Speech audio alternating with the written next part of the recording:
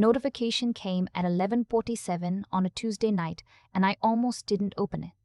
It was from my bank, a deposit confirmation. I'd been waiting for it all week, the final wire transfer from the sale of my third rental property, the one I'd bought quietly 2 years ago when everyone in my family thought I was still getting back on my feet. I set the phone face down on my nightstand, turned off the lamp, and stared at the ceiling for a long time. I wasn't celebrating. I was thinking about the dinner that was coming on Saturday. My sister had called me 4 days earlier, which was already unusual. We don't have the kind of relationship where she calls just to talk. When her name appeared on my screen, my stomach dropped the way it always does, that specific low feeling like stepping off a curb you didn't see. "Mom wants everyone together this weekend," she said before I could even say hello. "Dad's birthday. Don't make it weird." I almost laughed. I'm not the one who makes things weird. I'm the one who shows up, keeps her mouth shut, eats the food, and drives home. "I'll be there," I said. "Good." A pause. "And Tess, don't bring up the house stuff. Mom's been stressed." I didn't ask what house stuff. I already had a feeling I knew. Let me back up. My name is Tess. I'm 31 years old. 3 years ago, I went through a divorce that my entire family treated like a moral failing on my part. My ex-husband, who they had loved and welcomed and placed firmly on a pedestal, had spent the last 18 months of our marriage funneling money out of our joint accounts and into a second life I knew nothing about. When I found out and filed for divorce, my mother cried. Not for me, for him. She said I had probably pushed him to it. I did not get a lot of support. What I got instead was a lot of unsolicited opinions about how I should move forward. My sister said I needed to sell my car and be realistic. My brother-in-law, who has never held a job longer than 14 months, told me I should think about going back to school for something practical. My mother called every Sunday for 6 months to remind me that I wasn't getting any younger. What I did not tell them, what I told almost no one, was that the divorce settlement had been more substantial than anyone expected. My lawyer was very good. My ex-husband had been hiding money, which meant the court had to account for it. I walked out of that marriage with enough to start over properly, if I was careful and quiet about it. I was bold. I spent the next 2 years learning everything I could about real estate investment. I bought my first property, a small duplex in a suburb of Nashville, 11 months after my divorce was finalized. I rented both units within 3 weeks. I lived in a 1-bedroom apartment and drove a 6-year-old Honda and told my family I was doing okay, taking it one day at a time, which was true, just not in the way they assumed. By the time my sister called me about Dad's birthday dinner, I owned 3 properties outright and had a 4th under contract. I had not told my family any of this.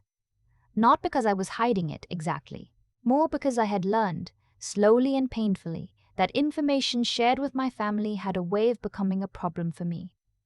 The dinner was at my parents' house in Frankton, Tennessee. My parents have lived in the same house since I was 7. It's a nice house, 4 bedrooms, good neighborhood, well kept. My dad retired 3 years ago from 30 years in insurance. My mother volunteers at the church and organizes things. They are, on the surface, a perfectly normal family.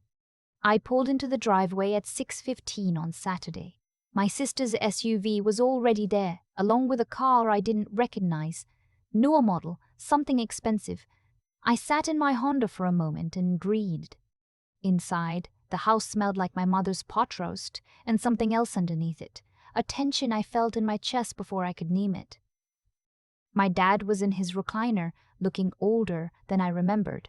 He smiled when he saw me, the real smile, the one that reaches his eyes. "There she is," he said. I hugged him and told him happy birthday and meant it. My sister was in the kitchen with my mother. She hugged me briefly, the kind of hug that's really just a formality. Her husband, I'll call him the one who gives advice he's never earned, was standing near the counter eating a piece of bread and looking satisfied with himself.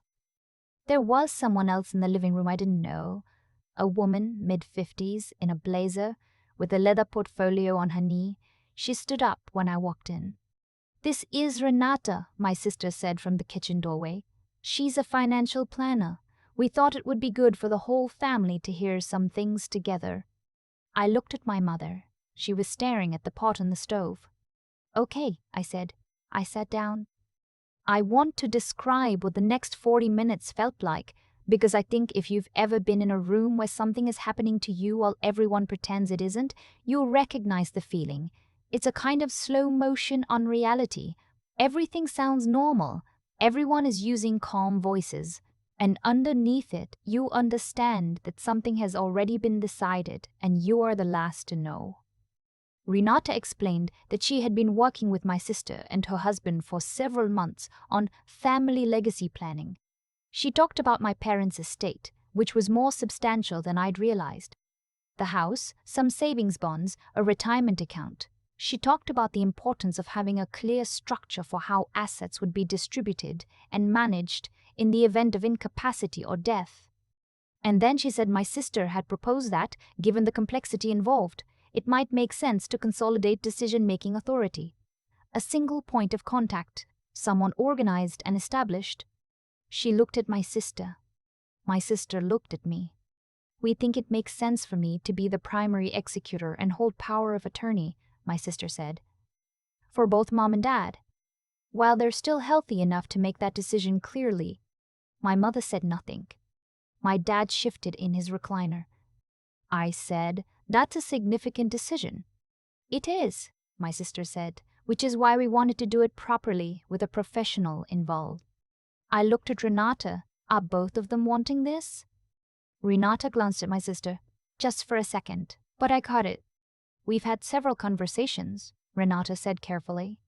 I said, I'd like to hear that from Mom and Dad directly. My mother turned from the stove. Her face was doing something complicated.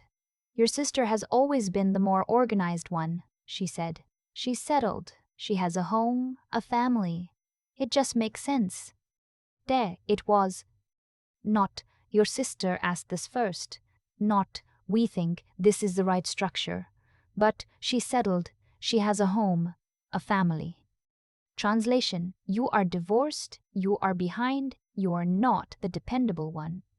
I felt that sentence land in my chest, and I sat with it for a moment. Then I said, very quietly, I'd like a few minutes before anyone signs anything. My sister's jaw tightened. Tess, we've been planning this for months. I understand that. I'm asking for a few minutes. I excused myself to the back porch.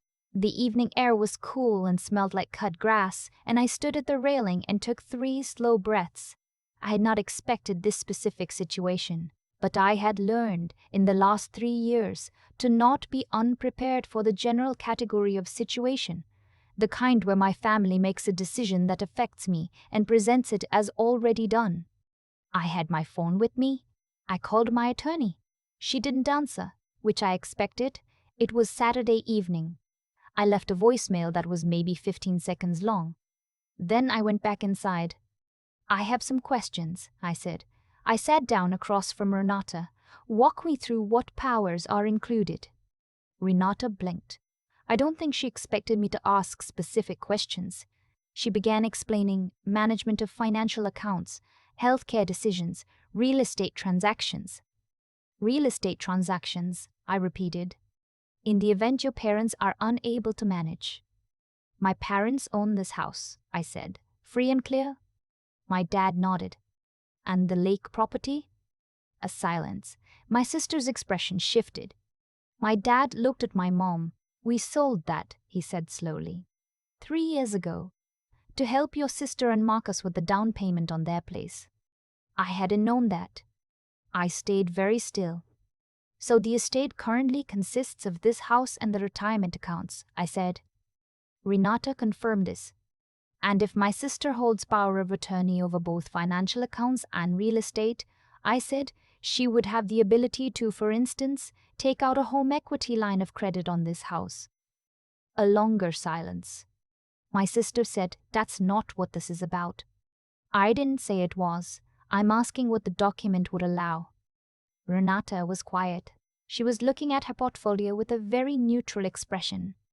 Renata, I said, has anyone in this conversation disclosed their own financial situation to my parents? as context for why the structure is being proposed? Renata said nothing, which was itself an answer. I looked at my sister. I know about the second mortgage, I said. The room went completely still. My sister had bought her house 4 years ago. What my family did not know, what I had found out 6 weeks earlier, entirely by accident, through a mutual friend who worked in lending, was that she and her husband had taken out a home equity loan 18 months ago and were behind on it. Not catastrophically behind, but behind. I had not planned to use this information. I am not that kind of person. But I was sitting in a room where someone was trying to establish legal authority over my elderly parents' finances, with a financial planner who had clearly been brought in to make the whole thing look official, and I was done being quiet. I'm not trying to make this ugly, I said, but I think before Mom and Dad sign anything, they deserve to understand the full picture. My sister stood up. You don't know what you're talking about. 18 months behind on a HELOC on a house that was partially funded by selling Mom and Dad's lake property, I said. My voice was steady. I was surprised by how steady it was. I'm not saying that to hurt you. I'm saying it because it's relevant. My brother-in-law said, that is none of your business. It absolutely is my business, I said, when the proposal on the table would give you access to my parents' primary asset. My dad said quietly, is that true? My sister looked at him and then looked away. That was the moment. That was when the whole architecture of the evening collapsed. My mother sat down at the kitchen table. She looked small. Renata began putting papers back into her portfolio. I think, she said carefully, that there are some family conversations that need to happen before we move forward with any documentation. She left 11 minutes later. I watched her car back out of the driveway from the living room window. The 5 of us sat in the house for a long time without talking much. My brother-in-law went outside. My sister sat on the couch with her arms folded and her face turned away from me. My dad asked for a glass of water and I got it for him. At some point my mother said, I didn't know about the loan. I know, I said. She told me things were fine. I know. My dad said, how did you know? I told him it came up through someone who knew someone. I didn't go into detail. He nodded like he understood there are things people choose to know and things they choose not to. Then he said, how are you doing, Tess? Really? And I thought about the deposit notification from Tuesday night.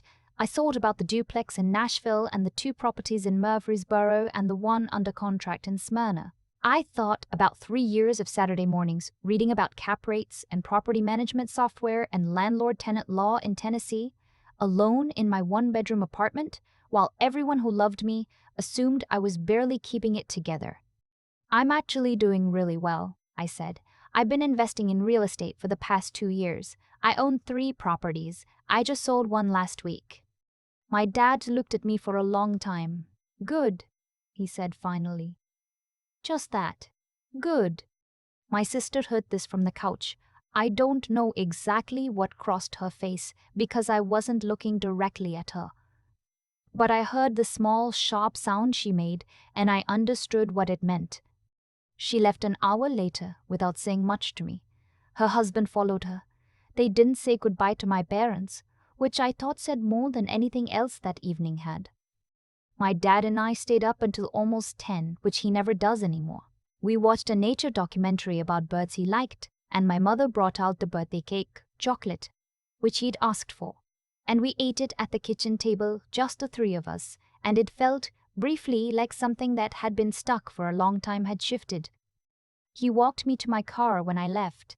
It was cold, and the street was quiet, and the neighbor's porch light was on.